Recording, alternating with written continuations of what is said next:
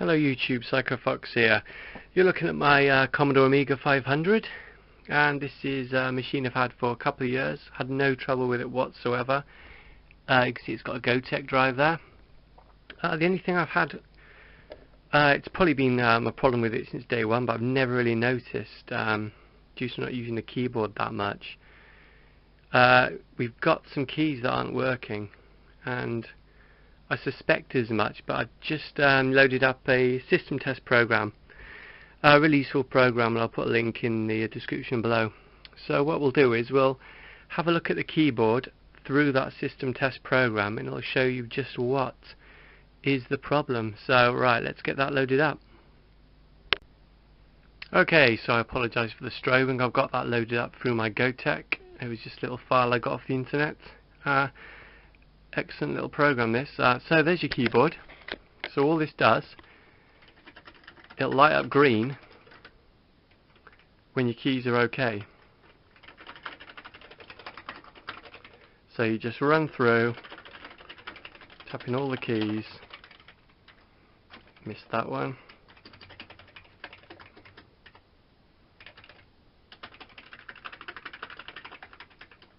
Can you see a pattern starting to emerge?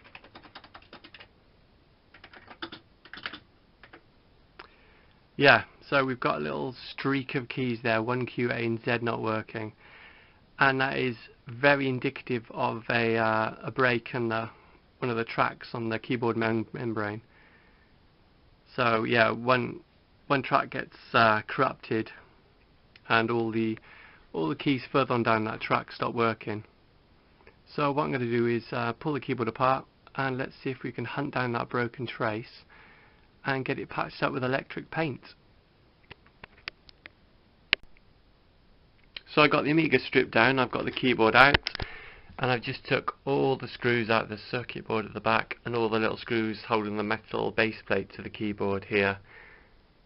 So what we're going to do now is dismantle the keyboard to get to the membrane, and we see if we can hunt down that broken trace, which is stopping them keys from functioning. And what I've got here to patch it up with is some electric paint. So hopefully that'll be a good little patch. So right, let's get this opened up and hunt down that trace. Okay, so that's the keys out of the way. So we've got the membrane exposed, and where my index finger is, that is the first of the bad keys. The 1, the Q, the A and the Z. So it's this sort of area we're looking at. And there's lots of little possible areas of defect on this area of the keyboard, lots of little spots and marks of gunk. So yeah, let's just see if we can take a cursory glance and see. There's a little sort of dark spot there, and I don't think you'll be able to make that out. But anyway, I'll take a closer look and see if we can find the right area, and then we'll get it patched. Okay, so I've just got a post-it note here to help me identify the 1Q, A and Z key here. So I think I found what the problem might be. There's a little dark spot there, which is indicative of a break. With that not working, that pad of the Z key won't work, and anything up the line from this point as well. So that pad, and that pad will not be getting their signals sent through to the circuitry over there. So that's where I'll be doing my first little patch, and we'll see if that works. That's the only thing that looks like a break. I've got continuity between these 2 points and that point and that point, so yeah, that's looking like the most likely culprit at the moment. So I'll get that patched up and I'll show you the repair job. It'll be my first time doing this little repair job, so it might not be the prettiest, but let's hope it works, and then we'll get it tested and see if it's been successful. Okay, so that little black blob is the conductive paint. I'm not sure if this is even going to work. I cut around the little black speck on the trace with a new Stanley knife blade, and from what I've seen, you should be able to sort of tweeze the first layer, this green layer, off. But that didn't seem to be the case. I just ended up just sort of scratching it away. I mean, as far as I can tell, I'm doing this on the right side of the membrane. It's the side that's got the little cutout holes around these little black contact pads.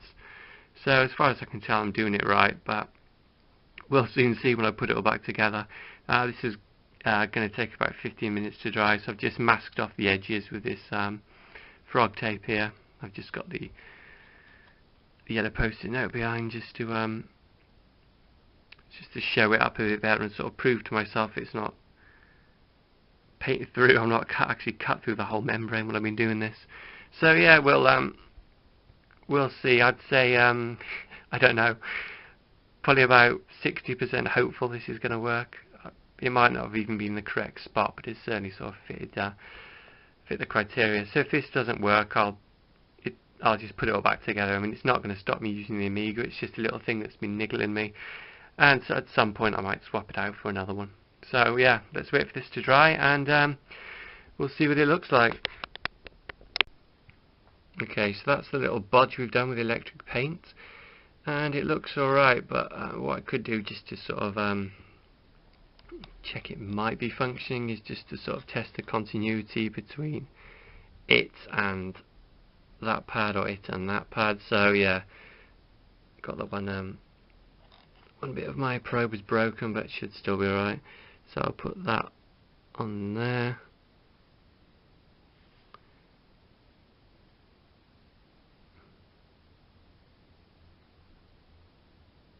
And we got nothing.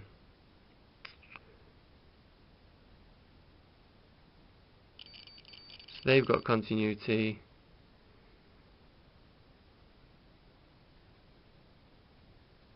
The conductive paint doesn't. Does it even conduct itself?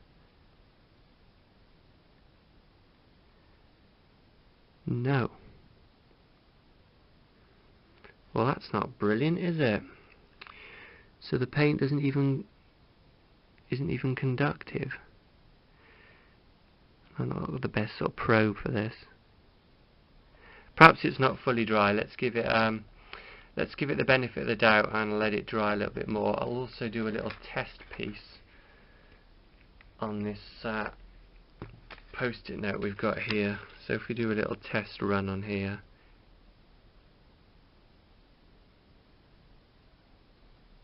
there. So we'll let that dry, and that should be conductive. We should get a continuity signal across that. So yeah, I'll just let this dry for a bit, and then we'll recheck them. So it's all dry, and now I'm still not getting continuity or on this little streak I did on this post-it note. So maybe that's its thing. Maybe it's conductive, but you don't get continuity. I mean, it's rated up to 12 volts DC, this stuff. So I imagine this keyboard will be carrying 5 volts. So, well, yeah, I've got some foil, so let's get it plugged back in, and we'll bridge the pads with some foil, and we'll see if any of the keys work. I mean, you never know, it might have done its trick. Let's just get that rigged up and find out. Okay, so I've got the keyboard system test back up. I've got the membrane, I've got my bit of foil, so those two pads there should be number 1, so let's bridge them. And yeah, we've lost, we've still not got number 1.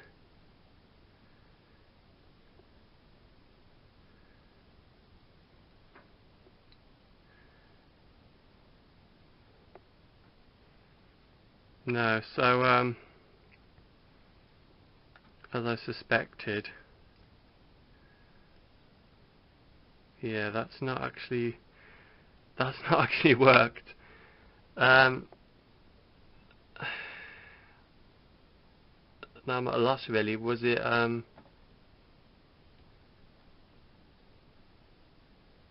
I've got Z back. How did that happen?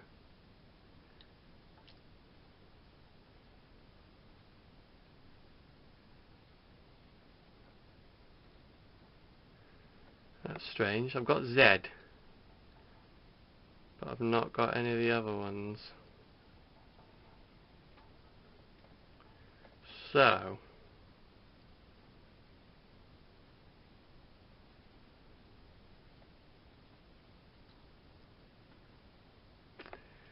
yeah, 1Q and A still don't work. So it's possible that fixed Z, but I don't see how. Because all the other ones are on the same. They're all on the same line above it. These three here. Nah.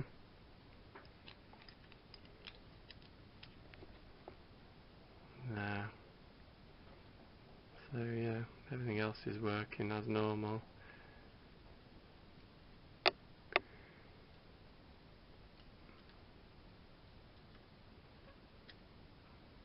Right, let's just I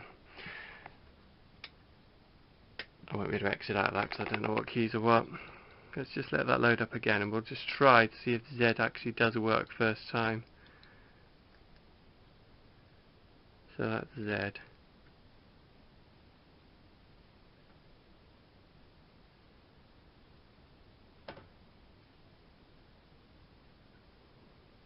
So Z only worked when I went between this bottom pad and my little electric paint bodge.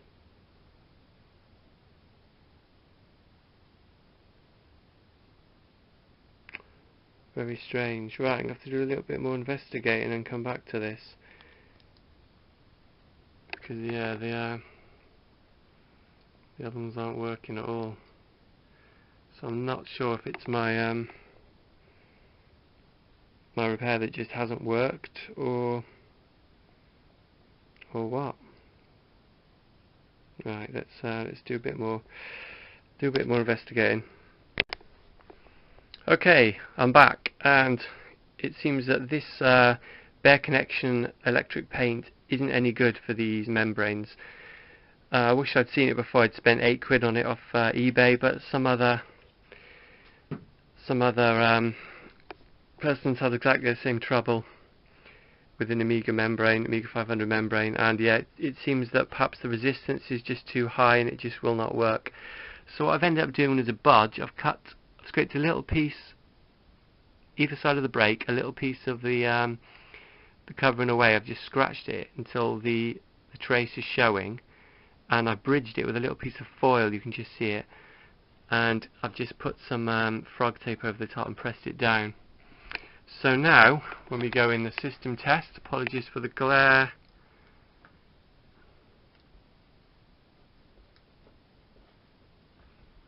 If I press down on the bodge, hang on a second, if I press down on the bodge,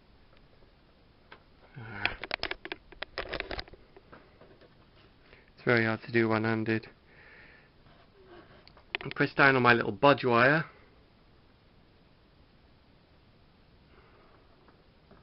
there we've got Z, A, Q,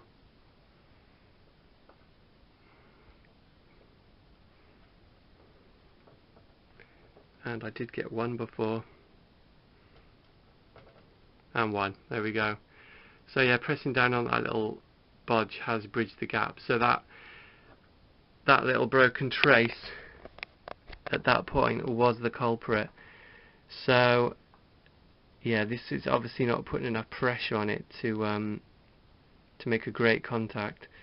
So I need to get some actual proper conductive paint just to paint that over, and I'll be doing that just the same way I did with that black electric paint. So yeah, that's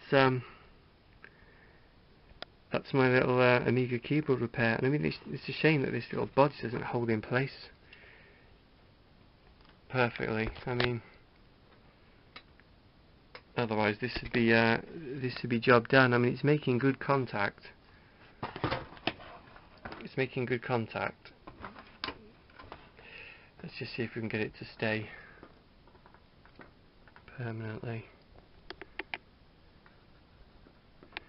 No, see, as soon as you let your pressure off it,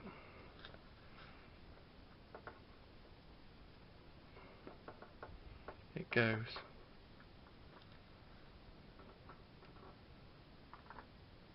And then it comes back. Well, right. So yeah, that's what I'll be doing next. So let's get some actual silver paint that works and get that fixed. So at least I'm glad I've identified the area where the problem was, even if I bought the wrong paint to fix it with. Right, guys, let's get that done. Okay, so I've got some silver conductive paint and just touched up that trace there. It's this sort that comes in a syringe. And so yeah, I'll just wait for that to dry, and then we'll give it another test and see if the keys work. Okay, so the silver conductive paint didn't really work out. As you can see, there's now an enormous hole, and yeah, 3 traces are now breached. The silver paint must have had some sort of acetone in it or something, because it's eaten straight through the plastic membrane, and there's now a hole in it. It was actually leaking out onto this metal here. So yeah, that was just sort of cheap £2 conductive paint from China. So I was going to sort of abandon the video at this point and just sort of give it up. Not give up the repair, just give up recording the process of my failure. But it's quite useful. It'll be useful to others in future. So yeah, this Mitsumi membrane is pretty much toast. So what I've gone and done is bought a new membrane. This is a brand new one, so hopefully it'll last a lot longer than this. I mean, this will probably fail again some other point. One of these traces will just break itself. So we've got a new membrane. I'll put a link in the description below. It costs £22, which I think is pretty good actually. So I'll get that slotted in there, and hopefully that'll be the end of our keyboard woes on this Amiga 500. So when that's all slotted in, I'll give it a test with the test program. So let's get this old one out. So I thought I'd just document how you remove the old membrane. So that white plastic piece there, you just push that forward, and then the membrane will just slide out. So when you put the new one in, slide it back in, and then push that back like that, and it'll clamp onto the new membrane. So right, let's get the new one installed. Right, so I've not yet plugged it in, but there's a new membrane, the nice blue one there. It's from RWAP Software. It came well packed. There's the old one, the old green Mitsumi one. This comes with a piece of card you can stick to the other side of those pins there, because the original one obviously had a layer of plastic covering the contacts on this side, just sort of giving it a little bit of a thickness, and just makes it a bit more rigid. So when you're putting it in without that, it might be a bit too flexible and prone to yeah, flexing and tearing. So I'll stick that on the other side, and yeah, get this slotted in. But it's obviously brand new, looks fantastic. A lot of work gone into creating this. It's a perfect replica as far as I can see of the original one, so hopefully this will last a long time. So yeah, let's get this slotted in, and I'll reassemble and we'll test. Okay, so I've got the membrane all plugged in, and before I reassemble, let's just do the old test. So I've got my trusty piece of foil, so let's just go over some keys.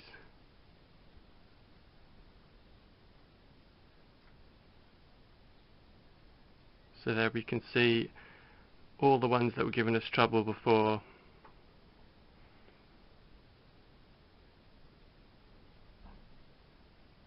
Yeah, they're all fixed. So we can run our bit of foil pretty much over everything. And it's looking good. So brilliant. So let's get that reassembled. So there we are, Amiga 500 fully assembled. And if we go into the keyboard program, we've got every single key.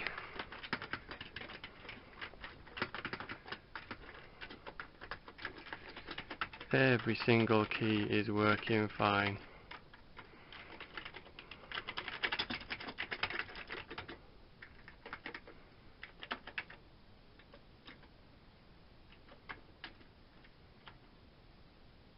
There we go.